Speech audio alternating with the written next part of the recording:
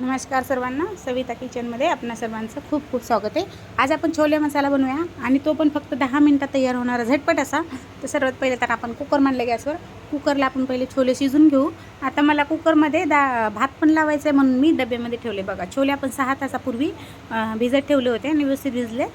आता आपण खाली 1 ग्लास आपण पाणी टाकले कुकरमध्ये, त्याच्यामध्ये हा डब्बा मांडला आहे आणि मला भात पण शिजवायचा आहे आणि ते तुम्हाला फक्त छोले शिजवायचे असेल तर तुम्ही असे डायरेक्ट कुकरमध्ये टाकू शकता।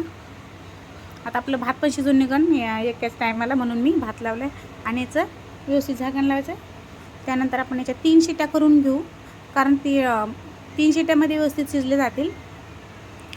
तर 3 शिट्या होत्या तोपर्यंत आपण इकडे मसाला बघूया।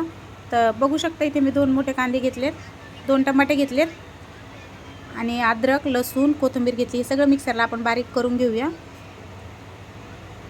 त्यानंतर इकडे आपण हे बघा कढई मांडली गॅसवर। आता आपल्याला मसाला जो वाटून घेतलाय तो परतून घ्यायचा छानपैकी।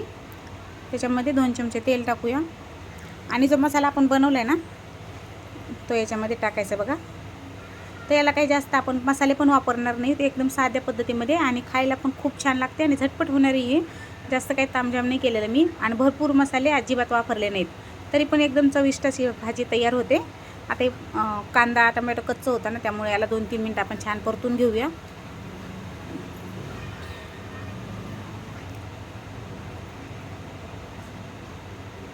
तर इथे बघू शकता 2-3 मिनिट आपण हे मसाले परतून घेतले। त्यानंतर आपण याच्यात लाल तिखट टाकूया।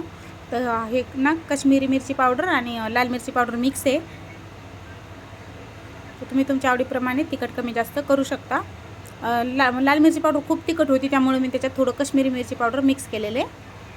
हळद टाकली 1 चमचा आणि आपला गरम मसाला 1 चमचा टाकला। मी इथे छोले मसाला सुद्धा वापरला नाही, तर तुम्ही गरम मसाला छोले मसाल्याच्या जागा वापरू शकता जर घरात नसेल तर।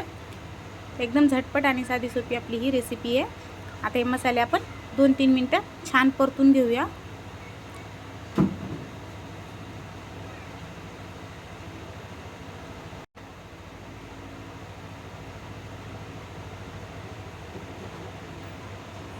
तर बघू शकता हे बघा मसाले आपले व्यवस्थित परतले गेले, त्याच्यात अजिबात पाणी नाही आता आणि मस्त एकदम छानपैकी असा स्मेल यायला लागलाय।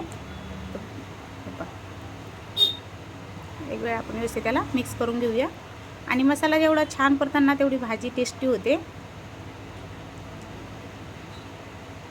आता आपण जे छोले शिजून घेतलेले आहेत बघा, कुकर पूर्ण थंड झाल्यानंतर मी बाहेर काढलेले, तर आपण छोले याच्यामध्ये टाकूया। आता तुम्हाला किती घट्ट पातळ हवं त्या हिशोबाने याच्यात पाणी टाका, कारण मी थोडंसं ना याला शिजून पण देणार आहे, त्यामुळे मी पाणी आणि गरम पाण्याचा वापर करायचा, थंड पाणी वापरू नका।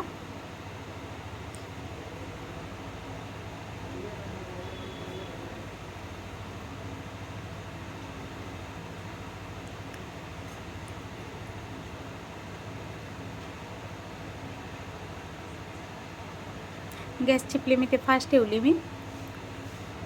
उकळी आल्यानंतर आपण काय करणार, स्लो गॅसवर याला झाकण ठेवून शिजून देणार आहोत, त्यामुळे गॅसची फ्लेम फास्ट ठेवली। आता याच्यात आपण चवीप्रमाणे मीठ टाकूया